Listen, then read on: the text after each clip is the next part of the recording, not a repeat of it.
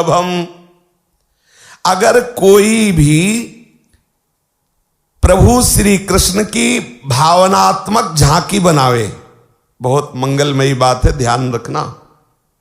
हम बैठे हैं और भावना कर रहे हैं, ऐसे सांवले चरणारविंद हैं और ऐसे प्रभु ललित त्रिभंगी गति से ऐसे खड़े हैं, पूरी झांकी नहीं आ रही, हम भावना कर रहे हैं, संसारी भाषा में हम कल्पना कर रहे हैं ऐसे श्री कृष्ण होंगे और भावना में हम बना रहे।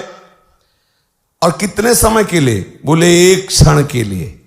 एक क्षण के लिए जिसने श्री कृष्ण की केवल भावना मात्र मूर्ति की ऐसे होंगे श्री कृष्ण, उनको जानते हो परम पद प्राप्त होता है। एक क्षण के लिए जिसने, ये बिल्कुल विश्वास कर लीजिए, ये परमहंसों के वचन है, महापुरुषों के वचन है। ऐसा तो मुझे नहीं लगता कि आप में से किसी को श्री कृष्ण की भावनात्मक झांकी नहीं आती होगी। ऐसा हम इसलिए मानने वाले नहीं क्योंकि आप सब धाम सेवी हैं, प्रभु शरणागत हैं, जैसे भी बनता उल्टा सीधा उनका नाम जपते हैं, उनके आश्रित हैं। हम ये नहीं कह सकते कि पूर्ण ललित त्रिभंगी आपके हृदय में उतर गए, पर इतना जरूर मानते कि ऐसा नहीं होगा कि केवल अंधकार ही हो, ऐसा हम नहीं मान सकते। अब हमारी मतलब मान्यता है कि कहीं ना कहीं कुछ ना कुछ अंधकार में नीलिमा झलकती तो होगी ही, कि कैसे श्री कृष्ण जो प्रियाजू की तरफ देख रहे हैं, ऐसे ऐसा मोर मुकुट होगा, ऐसे कुंडल होंगे, ऐसी घुंघराली अलकावली होगी, आहा ऐसे मंद मंद मुस्कुरा। हम अपनी भावना, इसका फल जानते हो क्या होगा? बोले हमसे निरंतरता नहीं बनी, या निरंतरता की बात नहीं लिखी।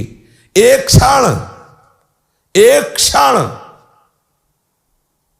नाच पड़ोगे। अगर इसीलिए कहा जाता है कि महापुरुषों के वचनों पर विश्वास करो, श्रवण करो, क्योंकि इसी से आपका हृदय आनंदित होगा।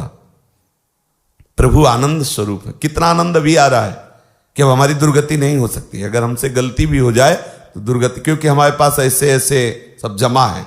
एक क्षण श्री कृष्ण का स्मरण, भावनात्मक झांकी आपने की तो आपको परम भक्तों की जो गति होती वो प्राप्त होगी।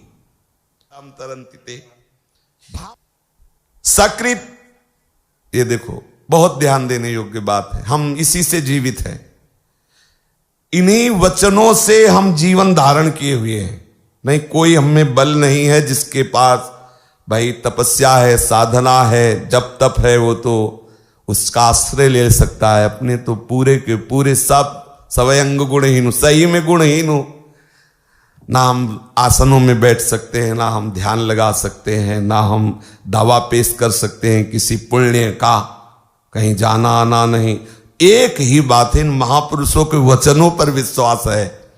ध्यान दीजिए, कह रहे सकृद यदंग प्रतिमांतराहिता मनोमयी भागवतीम ददौ गतिम।